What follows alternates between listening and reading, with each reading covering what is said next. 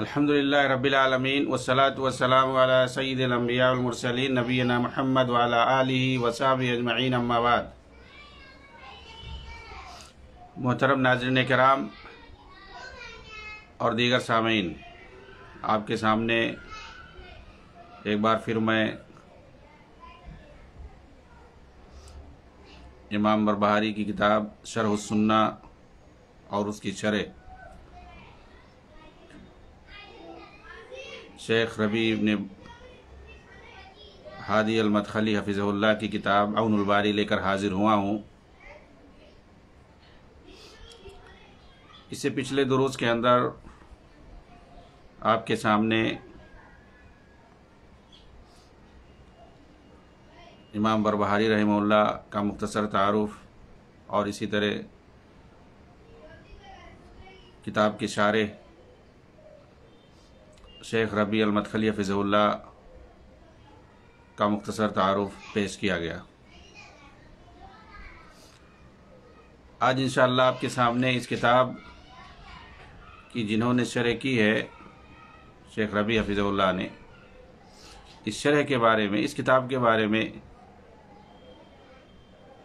کچھ باتیں اختصار سے رکھیں گے۔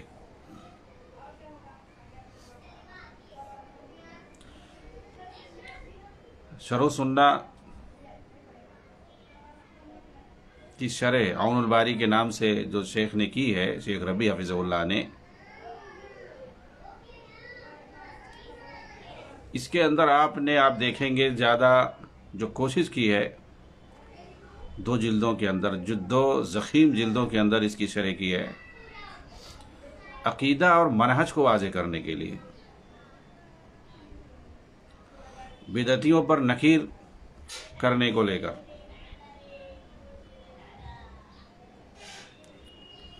اس کے علاوہ بھی اس کے اندر آپ دیکھیں گے فقہ، تاریخ، سیرت، بہت ساری چیزیں پائی جاتی ہیں۔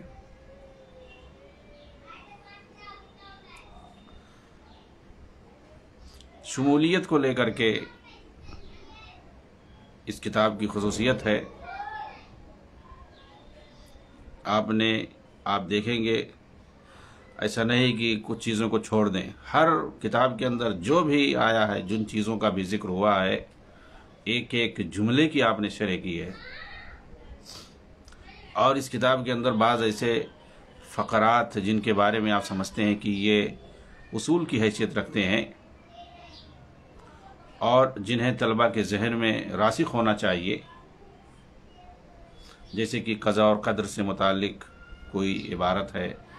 امر بالمعروف اور نہی عن المنکر، یا کوئی عبارت عقیدہ اور منہج سے متعلق ہے، تو ایسے فقرات کی شرح آپ دہرا دیتے ہیں، خصوصی طور پر اس پر دھیان دیتے ہیں، اور کہیں کہیں اختصار سے بھی کام لیتے ہیں، یعنی متن سے آپ باہر بالکل نہیں نکلتے ہیں۔ اور ایسا اس وقت ہوتا ہے جب متن بہت ہی واضح ہو۔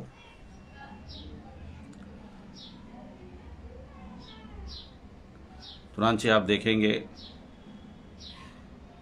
کہ شیخ مضمون متن سے باہر نہیں نکلتے۔ ہاں، اگر مسئلہ عقدی ہوتا ہے تو اس کی شرح کرتے ہیں، یا فقہی ہوتا ہے، اور اگر منہجی مسئلہ ہوتا ہے تو وہاں آپ تفصیل سے اس کی شرح کرتے ہیں، اور صرف متن ہی پر نہیں رہتے بلکہ معاصر فرقوں کا ذکر کر کے ان پر رد بھی کرتے ہیں۔ یعنی آپ جو ہے معاصر اپنے زمانے پر اس کی تطبیق دیتے ہیں، یہ اس کی خصوصیت ہے۔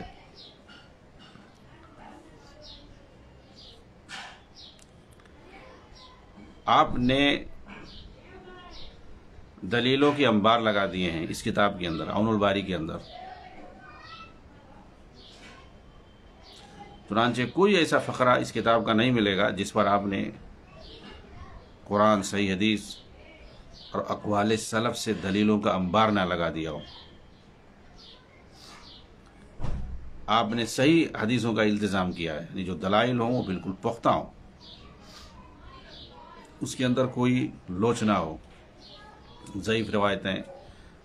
موضوع من گھڑت روایتیں، ان سے آپ دور ہو کر کے، اور اس میں آپ نے محدثین کا طریقہ اپنایا ہے،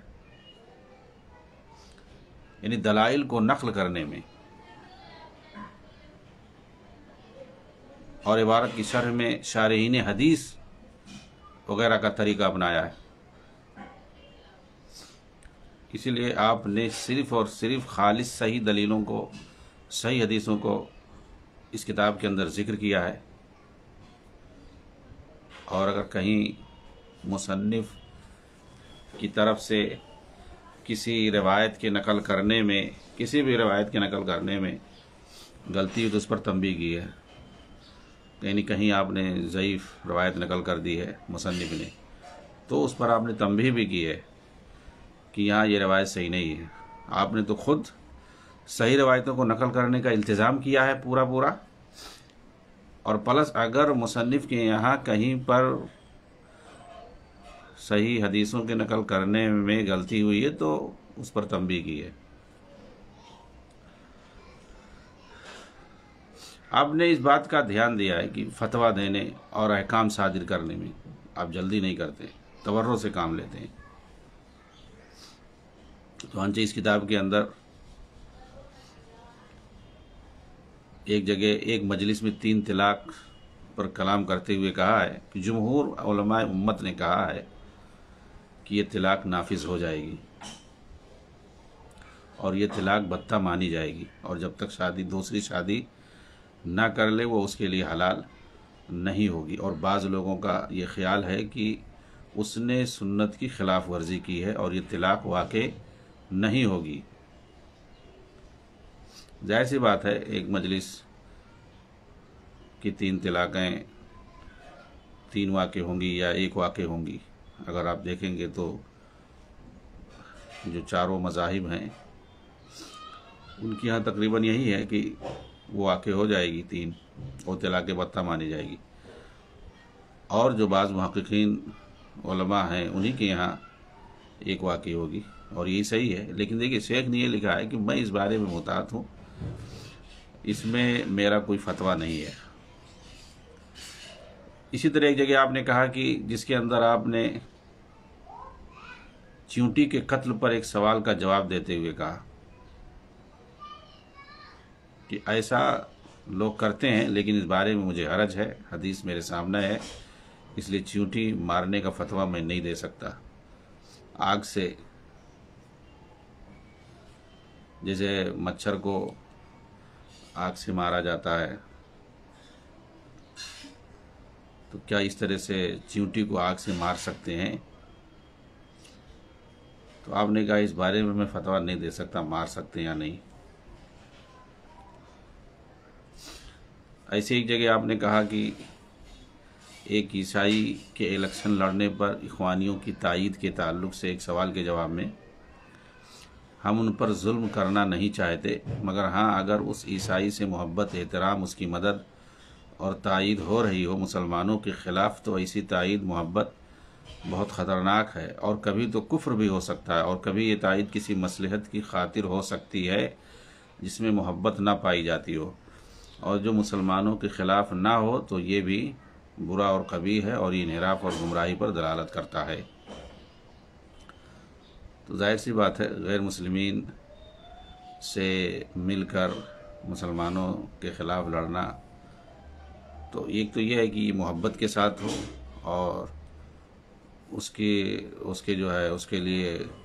آدمی مسلمانوں کے خلاف غلبہ کو پسند کرے مسلمانوں پر، تو یہ تو کفر ہے۔ لیکن اگر یہ چیز مد نظر نہیں ہے، نہ اس سے کفر ہے، نہ اس کے کفر سے محبت ہے، اور نہ اس کا ساتھ دے کر کے مسلمانوں پر غلبہ حاصل کرنا مقصد ہے، تو بھی کہہ رہے ہیں کہ یہ چیز گمراہی ہے، انحراف ہے، صحیح نہیں ہے۔ یعنی مطلب گرچہ پہلی چیز تو مسلمانوں کے خلاف کسی کافر کا ساتھ دینا اس کو پسند کرتے ہوئے، اور مسلمانوں سے نفرت کرتے ہوئے، تو یہ تو صریح کفر ہے۔ لیکن اگر یہ چیز نہ بھی ہو تو بھی شیخ کہہ رہے ہیں کہ یہ انحراف ہے اور یہ گمراہی ہے کہ مسلمانوں کے خلاف کافر کا ساتھ دے، اگرچہ جو ہے کفر کو پسند نہ کرے، اور یہ کہ مسلمانوں کے خلاف غلبہ مقصود نہ ہو، تو بھی ایک طرح سے ساتھ دینا یہ بھی صحیح نہیں ہے۔ لیکن اگر وہ رضامندی پائی جاتی ہے، وہ محبت پائی جاتی ہے اور مسلمانوں کے خلاف نفرت پائی جاتی ہے، یہ سوچ کر کے کوئی کفار کا ساتھ دے رہا ہے، تو پھر یہ کفر ہو جائے گا۔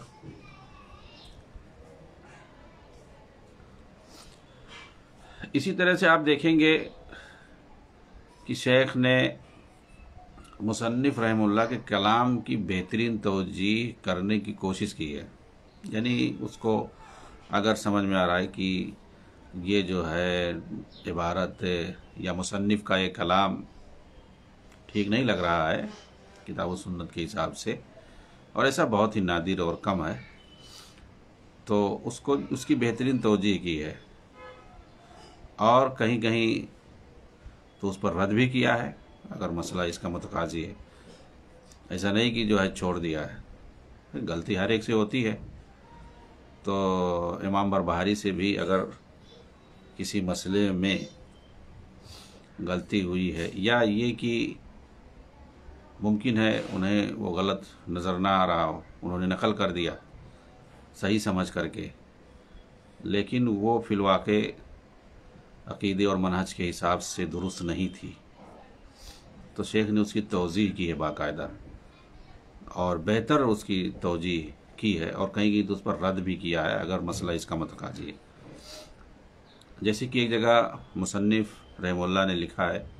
فَعَلَيْكَ بِالتَّسْلِيمِ وَالتَّصْدِيقِ وَالتَّفْوِيضِ وَالرِّضَا، یعنی آپ پر ضروری ہے، لازم ہے کہ اسے تسلیم کریں، اس کی تصدیق کریں، اور تفویض اور رضا کا عقیدہ رکھیں۔ تو ایمان کے تعلق سے اسماء اور صفات پر، تو اسماء اور صفات پر ایمان کے تعلق سے تسلیم، یعنی جو کچھ کتاب و سنت کے اندر آیا ہے اسے تسلیم کریں، صحیح ہے، اس کی تصدیق کریں، یہ بھی صحیح ہے، لیکن یہ جو تفویض کا ذکر انہوں نے کیا ہے اسے تفویض کریں، تو تفویض میں شبہ ہے۔ کیا شبہ ہے؟ ابھی بتا رہے ہیں، کہہ رہے کہ مصنف کے کلام سے کوئی یہ سمجھ سکتا ہے کہ آپ تفویض کے قائل ہیں، جبکہ ایسی بات نہیں ہے۔ آپ نے اس کی جو ہے نفی کی ہے اپنے اس قول کے ذریعے فَإِنَّ الْإِيمَانَ بِهَذَا واجب، یعنی آپ ایمان لائیں ان تمام چیزوں پر جو ان نصوص کے اندر وارد ہوئی ہیں، اور یہ اعتقاد رکھیں کہ اللہ ان تمام صفات سے متصف ہے جن کے ذریعے اس نے اپنے آپ کو متصف کیا ہے، اور تفویض صرف کیفیت کے اندر ہوگی۔ تو دیکھیے ایک جگہ آپ نے اس کی توضیح کی ہے، تو تفویض دراصل یہ ایک گمراہ فرقہ ہے، اس کا عقیدہ ہے، اور یہ چیز واضح ہونی چاہیے۔ تفویض کے عقیدہ کے قائل کون تھے؟ حسن بنا بھی تھے، انہوں نے اپنی کتاب کے اندر لکھا ہے نوزی۔ تو اسماء اور صفات کے تعلق سے تفویض کا عقیدہ کیا ہے یہ ہمارے سامنے واضح ہونا چاہیے۔ تفویض معنی ہوتا ہے سونپ دینا، یعنی گویا ہم نہیں جانتے ہیں، یہ واللہ عالم، جیسے امام مالک نے کہا تھا اس کو سامنے رکھ کر کے تاکہ مسئلہ مزید واضح ہو جائے۔ جب ایک آدمی نے آپ سے پوچھا تھا درس کے اندر استوائے عرش کو لے کر کے، کیف استویٰ، اللہ تعالیٰ عرش پر کیسے مستوی ہے، جب آپ نے الرحمن علی العرش استویٰ کی تشریح کی تو ایک بندے نے پوچھا کہ بھئی کیف استویٰ، اللہ تعالیٰ کیسے مستوی ہے، تو یہاں پر کیفیت کے بارے میں اس نے سوال کیا، استوا کے بارے میں سوال نہیں کیا تھا۔ تو یعنی استوا کا کوئی مسئلہ نہیں تھا، اللہ تعالیٰ مستوی ہے، اپنے عرش پر بلند ہے، تو اپنے عرش پر بلند ہے، اس کو لے کر نہیں، کیسے بلند ہے، کیفیت کو لے کر کے. تو آپ غصہ ہو گئے اور آپ نے کہا تھا کہ دیکھیے استوا معلوم ہے، اس پر ایمان لانا واجب ہے. والکیف عنہا مجہول، کیف مجہول ہے، یعنی اس کی کیفیت کیا ہے اس کے بارے میں نہیں بتایا گیا قرآن حدیث میں. تو صفات کے بارے میں بتایا گیا ہے، تو صفات کا مفہوم بالکل واضح ہے، تو ان کے معنی اور مفہوم پر ہمارا ایمان ہے. لیکن صفات کی کیفیت کے بارے میں نہیں بتایا گیا ہے کہیں پر بھی. اللہ تعالیٰ سنتا ہے، کیسے سنتا ہے کہیں نہیں بتایا گیا. اللہ تعالیٰ دیکھتا ہے، کیسے دیکھتا ہے، اس کی کیا کیفیت ہے کہیں نہیں بتائے گا. اس طرح سے صفت کی کیفیت کے بارے میں نہیں ہے. تو آپ نے کہا والکیف مجہول، یعنی صفات کی کیفیت جو یہ مجہول ہے. والایمان بہا واجب، اس پر ایمان لانا واجب ہے. تو ایمان لانا واجب ہے اور سوال کرنا بدعت ہے کیفیت کے بارے میں. تو دیکھیں اس سے واضح ہوا کہ صفات کا معنی اور مفہوم تو واضح، اس پر ایمان لایا جائے گا، لیکن کیفیت مجہول، کیفیت کو ہم حوالے کریں گے اللہ تعالیٰ کے. یہ اصل ہے، یہ تفویض الکیفیات الی اللہ تعالیٰ، جو کیفیت ہے اس کو ہم اللہ کے حوالے کریں گے. چنانچہ اسماء اور صفات کے تعلق سے جیسے کتاب و سنت کے اندر وارد ہوئے ہیں، اللہ رب العالمین نے جو کچھ اپنے بارے میں اپنی کتاب کے اندر یا اس کے رسول صلی اللہ علیہ وسلم نے حدیثوں کے اندر جو کچھ کہا ہے اللہ کے اسماء و صفات کے بارے میں، اس پر ایمان لائیں گے. اس کے اندر بغیر کسی تعویل، تعطیل یا تحریف یا تشبیہ کے، بغیر کسی تشبیہ کے. تو یہاں پر اہل السنہ والجماعہ، اہل الحدیث، تفویض جس چیز کی کرتے ہیں وہ کیفیت ہے. اور مصنف رحمہ اللہ نے ایک دوسری جگہ اس کو ذکر کیا ہے. تو یہ جو تفویض کی بات کہہ رہے ہیں یہاں پر، تو مصنف رحمہ اللہ نے اسی چیز کو واضح کیا ہے، شارح نے، کہ یہ تفویض صرف مطلق طور پر کہنا یہ خطرناک ہوتا ہے. تو شیخ نے یہاں پر جو تفویض کا لفظ ذکر کیا ہے، اس سے تفویض معنی مراد نہیں ہے جو گمراہ فرقوں کا کہنا ہے، گمراہ فرقوں کا عقیدہ ہے، اور اس فرقے کو مفوضہ اسی لیے کہتے ہیں. یہاں تفویض سے مراد تفویض کیفیت ہے. یہ تفویض کیفیت پر ایمان لانا یہ ضروری ہے. تو مفوضہ جو ہیں یہ کیفیت کے ساتھ ساتھ معنی کا بھی اللہ کے حوالے کرتے ہیں، معنی کو بھی، مفہوم کو بھی. وہ کہتے ہیں ہم مفہوم بھی نہیں جانتے. ابھی مفہوم نہیں تو ایمان کیسے لاؤ گے؟ اسی لیے وہ کہتے ہیں کہ اللہ سمیع بغیر سمعین، اللہ تعالیٰ سنتا ہے لیکن بغیر سماعت کے. ارے یہ کون سی بات ہوئی؟ اللہ دیکھتا ہے بغیر بصارت کے، تو انکار تو ہوا. تو اس میں انکار ہو جاتا ہے، اور یہ غیر منطقی چیز ہے، غیر معقول چیز ہے. یعنی کوئی احمق انسان ہی ایسا کہے گا. بھائی جب ایک طرف تم مانتے بھی ہو کہ اللہ دیکھتا ہے اور پھر کہتے ہو بغیر بصارت کے، سنتا ہے بغیر سماعت کے، تو اس طریقے سے ان کی یہاں ایک خطرناک عقیدہ پایا جاتا ہے. یعنی لفظ گویا لفظ کے صرف یہ قائل ہیں، لفظ پر عقیدہ رکھتے ہیں، اس کے معنی پر نہیں. معنی کو بھی اللہ کے حوالے کرتے ہیں. یہ چیز فی ظلال القرآن کے اندر سید قطب نے بھی لکھا ہے، حسن بنا نے بھی اسی چیز کو لکھا ہے. تو یہ چیز درست نہیں. اور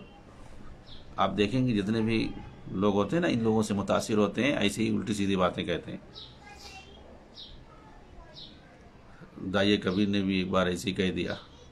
کہ ہم تو اپنی آنکھوں سے دیکھتے ہیں لیکن اللہ کیسے دیکھتا ہے ہم نہیں سمجھتے. تو آنکھ کا ذکر کر کے کیا ثابت کر دیا؟ بھئی آنکھ کا ذکر تو ہے اللہ تعالیٰ کا قرآن حدیث میں. تو یہ کہنے کا کیا مطلب؟ آپ صرف کیفیت کا انکار کریں، یا صرف کیفیت، وہ بھی انکار بھی نہیں ہوتا، وہ اللہ کے حوالے کیا جاتا ہے.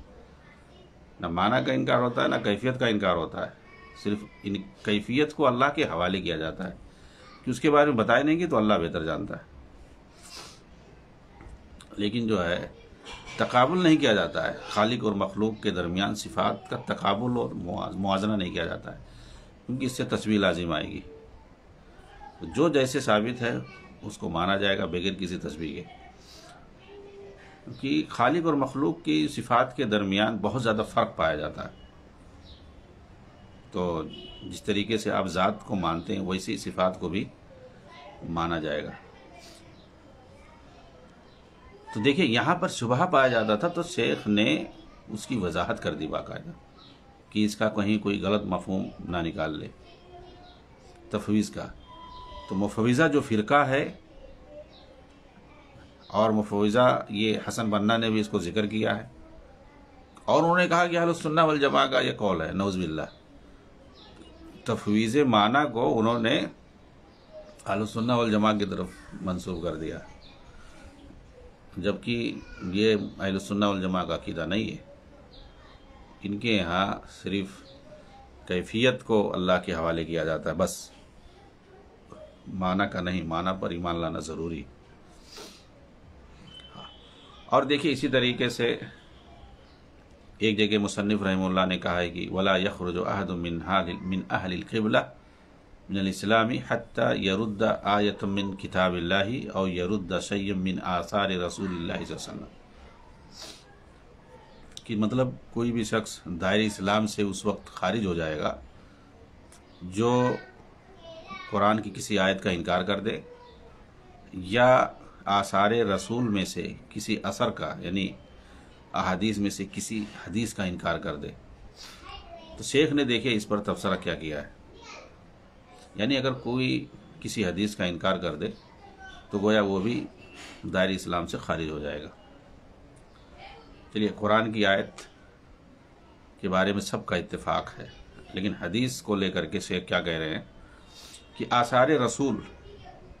صلی اللہ علیہ وسلم اگر قطعی متواتر ہوں یا صحیح مشہور ہوں، جو لوگوں میں معروف ہوں، اور انہیں جھٹلا دے کوئی تو یہ کفر ہوگا۔ لیکن اگر کوئی ایسی حدیث ہے جو کسی ایسے شخص سے مخفی ہے جو اس کا انکار کر رہا ہے، یا اسے وہ حدیث نہیں پہنچی ہے، یا اسے اس حدیث کے صحت کا علم نہیں ہے، وہ ایسا کہہ بیٹھا ہے، تو یہ رسول اکرم صلی اللہ علیہ وسلم کا جھٹلانے والا نہیں مانا جائے۔ دراصل انکار سے تکذیب لازم آتی ہے۔ اگر کسی آیت کا انکار کر رہا ہے، جیسے اللہ کا جھٹلانا لازم آتا ہے، اللہ کی تکذیب لازم آتا ہے۔ ظاہر سی بات ہے جو اللہ کی تکذیب کرے یا رسول کی تکذیب کرے تو گویا وہ مومن ہی نہیں ہے، کیونکہ ایمان لانا اور اللہ اس کے رسول جو کچھ انہوں نے کہا ہے اس کی تصدیق کرنا، تو تصدیق ضروری ہے۔ تو اگر حدیث کو انکار کرتا ہے کوئی تو گویا رسول کی تکذیب کر رہا ہے، اور یہ کفر ہے۔ چنانچہ کہہ رہے ہیں کہ اگر ایسی کوئی صریح روایت ہے، قطعی روایت ہے، حدیث ہے، مشہور ہے سب لوگوں میں، تب تو صحیح ہے۔ لیکن اگر کسی کو نہیں معلوم ہے کہ یہ حدیث ہے یا نہیں ہے، یا یہ کہ وہ اس کو ضعیف سمجھتا ہے، وہ حدیث ہی نہیں مانتا ہے، یا کوئی اس کے یہاں وہ تعویل کر رہا ہے، تو اس بنیاد پر تو اس وجہ سے تکذیب رسول لازم نہیں آ رہا ہے۔ ہمارے ہاں تو وہ حدیث صحیح ہے، لیکن اس کی نگاہ میں وہ حدیث صحیح نہیں ہے، یا وہ تعویل کر رہا ہے، کچھ اس کو منسوخ مان رہا ہے یا اور کوئی چیز، تو وہ رسول کی تکذیب نہیں کر رہا ہے۔ تو اس لیے جو ہے اس معاملے میں، یعنی حدیث کے معاملے میں، اگر وہ بہت ہی حدیث کوئی مشہور نہ ہو یا متواتر قطعی روایت نہ ہو جس کو سب جانتے ہو مثال کے طور پر، تو ویسی کوئی حدیث نہ ہو، عام مشہور متواتر، تو ایسی کوئی روایت ہو جس کے بارے میں اختلاف ہو اس کی صحت یا ضعیف ہونے کا، یا بہت زیادہ کوئی عام روایت نہ ہو، تو پھر انسان ہو سکتا ہے بھائی دیکھا جائے گا کیوں انکار کر رہا ہے، ہو سکتا ہے تعویل کر رہا ہو، تعویل کوئی پائے جائے، ہو سکتا ہے اس کی یہاں وہ روایت صحیح نہ ہو سکتا، اس تک وہ پہنچی نہ ہو وہ چیز۔ چنانچہ حدیث کے تعلق سے مطلق طور پر ہم نہیں کہہ سکتے ہیں، یہ کہنا چاہتے ہیں مصنف رحمہ اللہ۔ تو آپ نے گویا مصنف نے جو بات ذکر کی تھی اس کی آپ نے توجیہ کی ہے یہ چیز تو آیت کے تعلق سے آپ بلا شبہ کہہ سکتے ہیں، لیکن حدیث میں فرق کیا جائے گا، دیکھا جائے گا کہ ہر منکر حدیث کو آپ کافر نہیں کہہ سکتے ہیں۔ کہنے کا مطلب یہ۔ اسی طریقے سے دیکھیے مصنف رحمہ اللہ نے اپنی اس کتاب کے اندر یعنی شرح السنہ کے اندر کہا ہے کہ ومن جحد حرفا مما فی ھذا الکتاب او شک فیہ او وقف فہو صاحب ہوا، جس نے اس کتاب کے کسی حرف کا انکار کیا، ان کسی بھی بات کا انکار کیا جو کچھ اس کتاب کے اندر میں نے لکھ دیا ہے شرح السنہ میں، یا اس میں شک کیا یا توقف اختیار کیا کہ پتہ نہیں صحیح یا غلط، تو وہ نفس پرست بدعتی مانا جائے گا۔ تو مطلب اس طرح کانفیڈنس کے ساتھ، اس کا مطلب کیا، انہوں نے ایسا کیوں کہا؟ عام طور سے ایسی کوئی بات نہیں کہتا ہے، کوئی کتاب لکھے اور کہے کہ یہ جو ہے پرفیکٹ ہے 100%، یعنی اس کا اگر کوئی انکار کرے تو ایسا ہوگا ویسا ہوگا۔ اصل میں شرح السنہ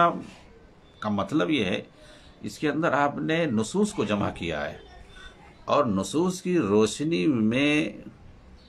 عقیدے اور منہج کو واضح کیا ہے، تو وہ گویا یہ ثابت کرنا چاہتے کہ ہم نے جو کچھ بیان کیا ہے وہ تو قرآن اور حدیث ہے۔ اب ظاہر سی بات ہے جو قرآن حدیث کا انکار کرے یا شک کرے یا توقف اختیار کرے تو وہ بدعتی ہی ہوگا۔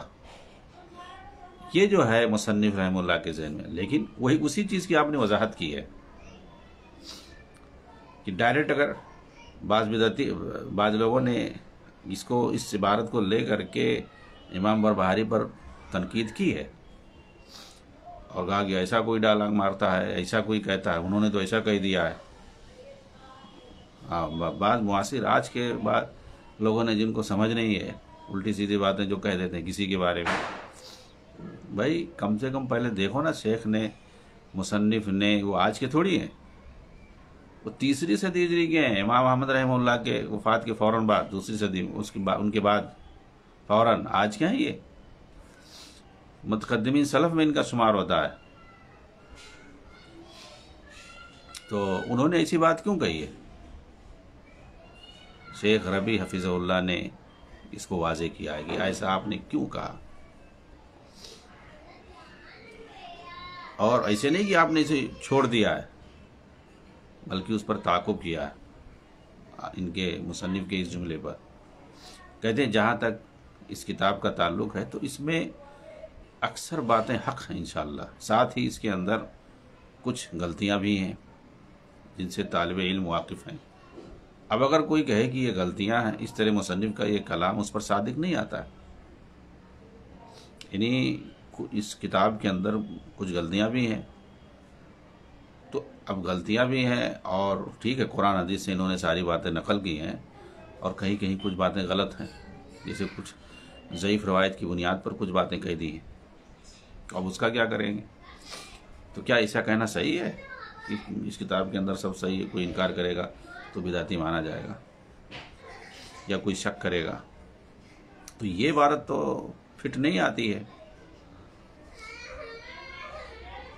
کیونکہ اس کلام سے مصنف کا یہ عقیدہ ہے کہ اس کتاب کی تمام باتیں برحق ہیں اور سب کی سب کتاب اللہ سنت رسول سے ماخوذ ہیں۔ اسی لیے اس کے فوراً بعد آپ نے یہ جملہ بھی لکھا ہے کہ ومن جحد و شک فی حرف من القرآن، کہ جس نے کتاب اللہ سے، قرآن سے کسی ایک حرف کا انکار کیا یا شک کیا تو گویا وہ کافر ہو جائے گا۔ تو کہہ رہے ہیں کہ اس طرح مصنف کا یہ خیال ہے واللہ عالم کی ان کی یہ کتاب چونکہ کتاب اللہ اور سنت رسول سے مستدل ہیں، یعنی آپ نے جو بات لکھی ہے وہ اپنی طرف سے نہیں لکھی ہے، وہ کسی حدیث کی روشنی میں لکھی ہے، یعنی کسی حدیث کا وہ مفہوم ہوگا یا قرآن کی کسی آیت کا ہی مفہوم ہے، اور اس میں کوئی شک نہیں کہ اس کتاب کا اکثر بیشتر حصہ کتاب اللہ اور سنت رسول ہی سے مستدل ہے، اسی پر مبنی ہے، اور اس میں بھی شبہ نہیں کہ اس کے اندر کچھ غلطیاں ہیں، یا تو وہ ضعیف حدیث کی شکل میں یا کچھ جگہوں پر مصنف سے غلطی سرزد ہوئی ہے، اگر کہیں مصنف کے کلام پر رد کی ضرورت محسوس ہوئی ہے تو شیخ نے باقاعدہ سنجیدہ علمی اسلوب میں دلیلوں کے ساتھ اس پر رد کیا ہے۔ لہذا شیخ نے جو یہ بات کہی ہے تو اس کو معمول کیا جائے گا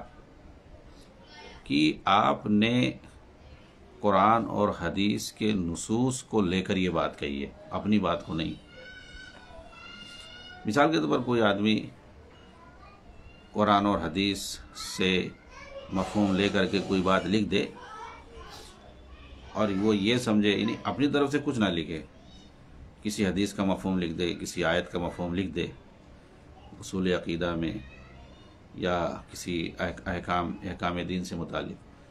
پھر وہ دعویٰ کر دے کہ بھئی اس کتاب کے اندر جو کچھ ہے اس پر ایمان لانا واجب ہے، اگر کوئی انکار کرتا ہے تو وہ بدعتی ہے یا ایسا ہو ویسا ہے، یا کوئی شک کرتا ہے، کیونکہ اسے یقین ہوتا ہے کہ ہم نے جو بات لکھی ہے وہ قرآن اور حدیث کا مفہوم لکھا ہے سیدھا سیدھا۔ جیسے لکھ دیتا ہے کہ اسلام کے 5 ارکان ہیں دلیل کی روشنی میں، اور ان ارکان کو لکھ دیتا ہے، ایمان کے 6 ارکان ہیں، پھر ان ارکان کو لکھ دیتا ہے۔ اب اسلام کے 5 ارکان ہیں اور 5 ارکان کو لکھ دیا، حدیث کی طرف اشارہ نہیں کیا۔ ایمان کے 6 ارکان ہیں، 6 ارکان کو لکھ دیا، حدیث کی طرف اشارہ نہیں، لیکن وہ ہے حدیث ہی کا مفہوم ہے، کیونکہ حدیث میں باقاعدہ ہے اور قرآن میں بھی ہے۔ تو ایسے ہی وہ قرآن اور حدیث کا سیدھا سیدھا مفہوم لکھے اور پھر اس کے بعد ایسی بات کہے کہ اس کتاب کے اندر جو کچھ میں نے لکھا ہے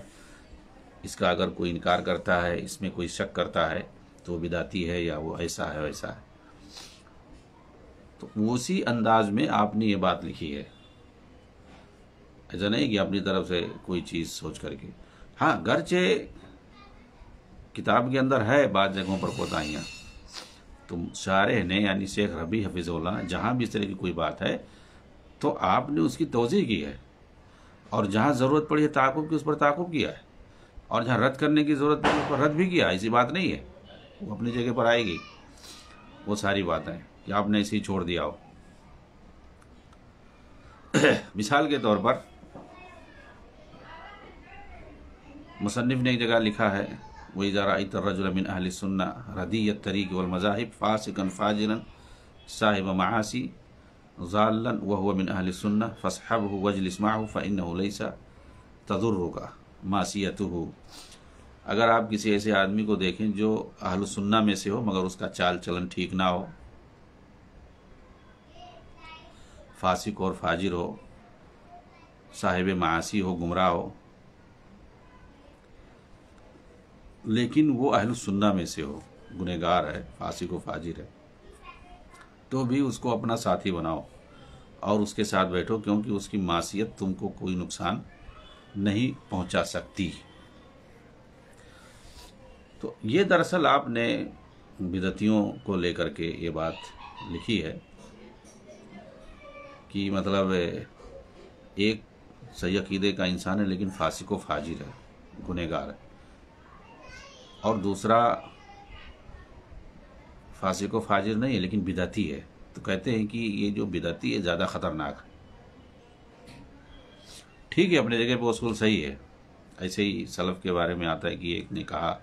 اپنے لڑکے کو کسی بدعتی کے گھر سے نکلتے ہوئے دیکھا، تو آپ نے کہا کہ بیٹے تم کسی مخنث کے گھر سے اگر نکلے ہوتے تو مجھے اتنی تکلیف نہ ہوتی جتنی تکلیف مجھے ہوئی ہے کہ تم ایک بدعتی کے گھر سے نکلے ہو۔ پھر اس کے بعد آپ نے اس کی وضاحت فرمائی۔ تو یقیناً بدعتی جو ہوتا ہے یا بدعت جو ہے یہ دیگر گناہوں کے مقابلے میں کہیں خطرناک ہوتا ہے، کیونکہ بدعتی بدعت پر عمل کرتا ہے اسے دین سمجھ کر کے، سنت سمجھ کر کے، اس سے توبہ نہیں کر سکتا ہے۔ لیکن ایک جو گناہ کا کام کرتا ہے وہ گناہ کوئی بھی ہو، شرک اور بدعت کو چھوڑ کے، چوری ہے، زنا ہے، یا کوئی بھی بد اخلاقی ہے، کوئی بھی برائی ہے، بے حیائی کا کام ہے، تو وہ آدمی ارتکاب کرتا ہے گناہ کا، تو اس کے دل میں یہ بات ہوتی ہے کہ یہ غلط ہے، اس کو غلط سمجھ کر کے، گناہ سمجھ کر کے وہ کام کرتا ہے۔ پھر وہاں یقین ہوتا ہے کہ وہ توبہ کرے گا، کیونکہ وہ برا سمجھ رہا، وہ غلط کو غلط سمجھ کر کے وہ کر رہا ہوتا ہے ارتکاب اس کا، کوئی بھی وجہ رہی ہوگی، شیطان نے بھٹکا دیا ہوگا یا اور کوئی وجہ رہی ہوگی، لیکن وہ جو گناہ کا ارتکاب کرتا ہے وہ اس کو غلط سمجھتا ہے، اور امید ہوتی ہے کہ وہ توبہ کرے گا۔ لیکن بدعتی جو ہے کسی بدعت کو جب کر رہا ہوتا ہے، چاہے وہ عقیدے سے متعلق ہو یا غیر عقیدے سے، وہ اس کو صحیح سمجھ کے کر رہا ہوتا ہے اور اسی کو وہ برحق سمجھتا ہے، بلکہ جو اس بدعت کا ارتکاب نہ کرے اس کو غلط سمجھتا ہے، یعنی اس کو دین سمجھ لیتا ہے۔ اسی لیے کہتے ہیں شیطان جو ہے اگر کوئی بدعتی ہو جاتا ہے، بدعت کرنے لگتا ہے تو بڑا خوش ہوتا ہے، اسی وجہ سے، کیونکہ اب وہ اس سے نہیں چھوڑے گا، ایک بار لگ گیا تو لگا رہے گا، اللہ کہ اللہ تعالیٰ توفیق دے دے۔ لیکن ایک گناہ جو کرتا ہے، دیگر گناہ جو کرتا ہے، تو امید ہوتی ہے کہ توبہ کر لے گا، تو شیطان اس کے پیچھے برابر لگا رہتا ہے کہ یہ جو ہے توبہ نہ کر سکے اور یہ بار بار گناہ کرے، تو محنت وہاں اس کو زیادہ پڑتی ہے۔ بدعتی کے پیچھے اتنا محنت شیطان کو نہیں کرنا پڑتا ہے، کیونکہ وہ سمجھ لیتا ہے کہ یہ تو اپنا بندہ ہو گیا، اس کے اندر خواہشات نفس کا بڑا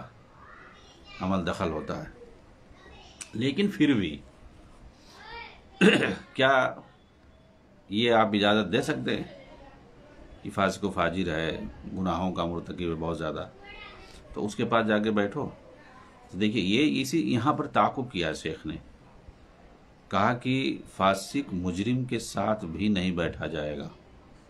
یعنی دونوں کی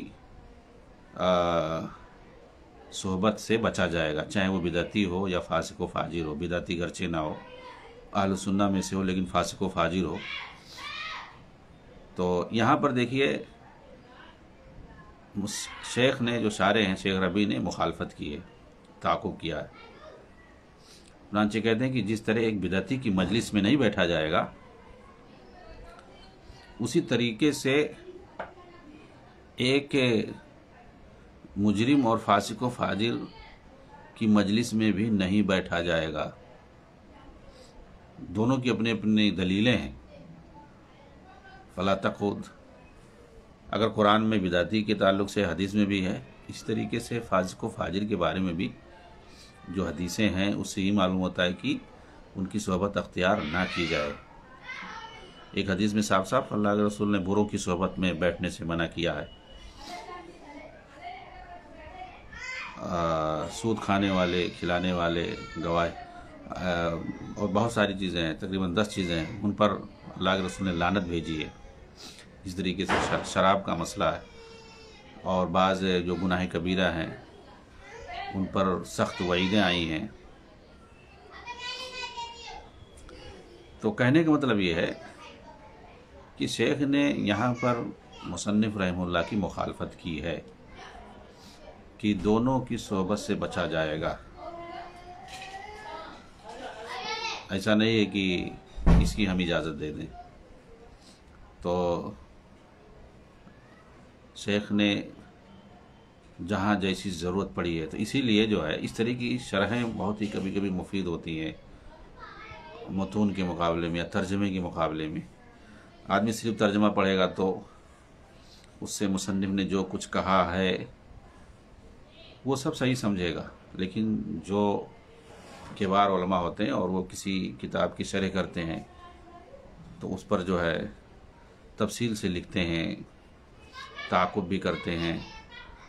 تنقید بھی کرتے ہیں، رد بھی کرتے ہیں، اور تفصیل طلب باتیں بھی لکھتے ہیں، جس سے مسئلہ بہت ہی واضح ہو جاتا ہے۔ اور کہیں کہیں مصنف کے متون میں غموض ہوتا ہے، ابہام ہوتا ہے، تو اس کو دور کر دیتے ہیں، اور ہر کوئی دور بھی نہیں کر پائے گا۔ تو انشاءاللہ یہ کتاب جو ہے بہت ہی مفید ہوگی، اس پر انشاءاللہ مزید باتیں کچھ اور آئیں گی، اور پھر اس کتاب کی شرح بیان کیا جائے گا انشاءاللہ اگلے دروس کے اندر۔ تب تک کے لیے اجازت دیں، وآخر دعوانا الحمدللہ رب العالمین، والسلام علیکم ورحمۃ اللہ وبرکاتہ۔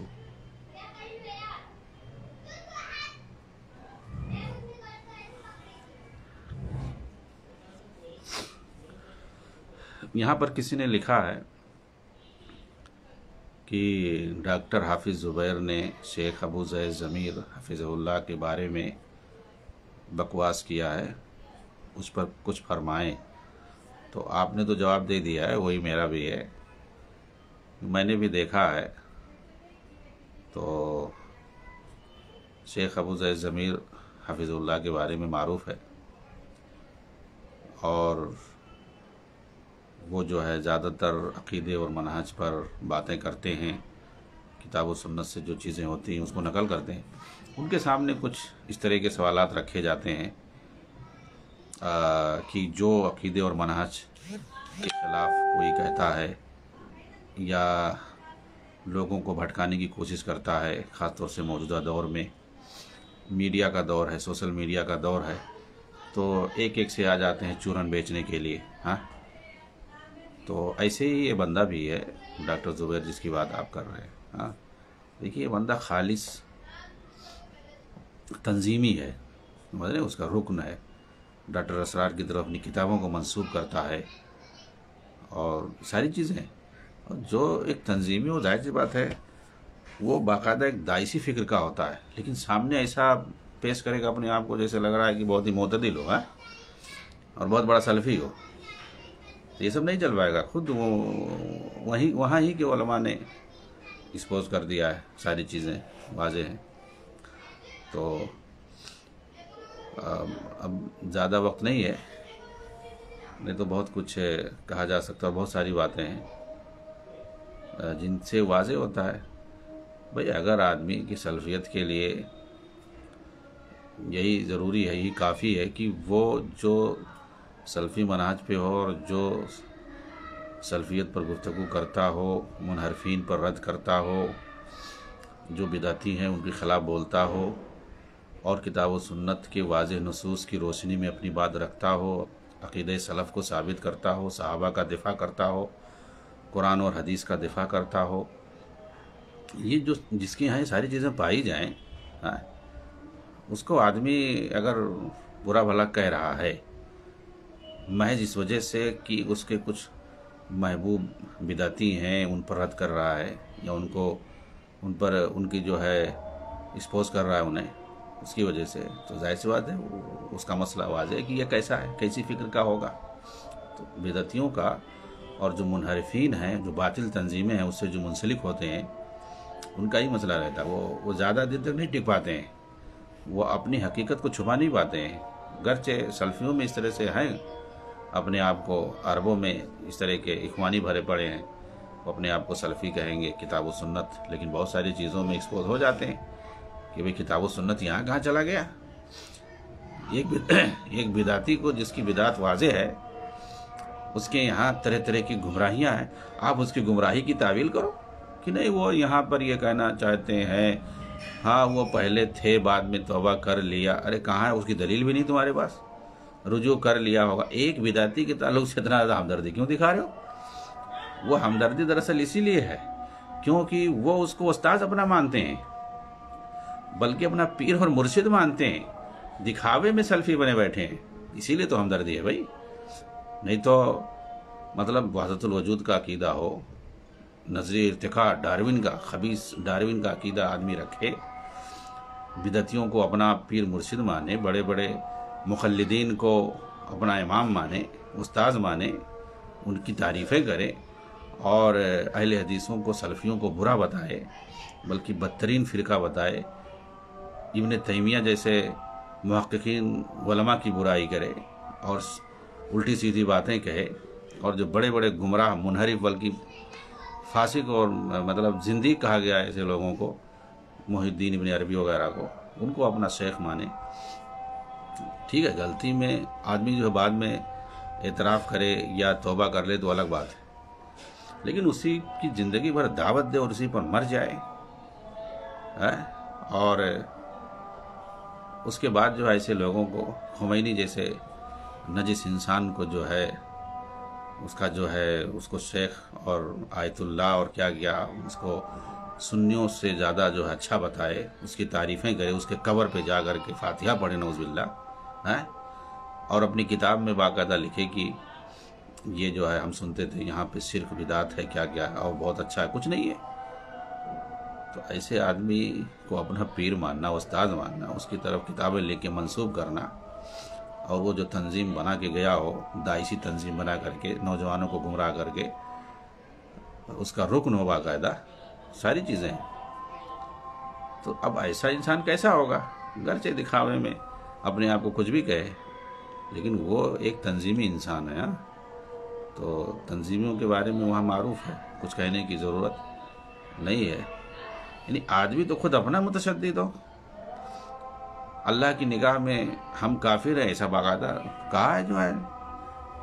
ڈاکٹر اسرار نے، کیونکہ ہم نظام کفر کے تحت ہیں۔ تو نظام کفر کے ماتحت میں ہیں، کافر ملک میں ہیں، یا کفریہ نظام ہے، گرچہ مسلمانوں کی حکومت ہے اور وہاں پر جو ہے شورائی خلافت نہیں ہے بلکہ پارلیمانی دستور نظام ہے، تو وہ گویا کفریہ نظام ہے، ٹھیک ہے۔ تو کیا ایسے نظام کے ماتحت اگر کوئی تو کافر ہے؟ کافروں کی حکومت میں اگر کوئی رہ رہا ہے تو کافر ہو گیا؟ تو یہ سارے بکواس اور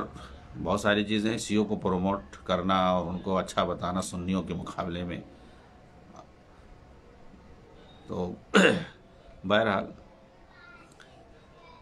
ابھی وقت ہو گیا ہے، اسی پر میں اجازت چاہوں گا۔ السلام علیکم ورحمۃ اللہ وبرکاتہ۔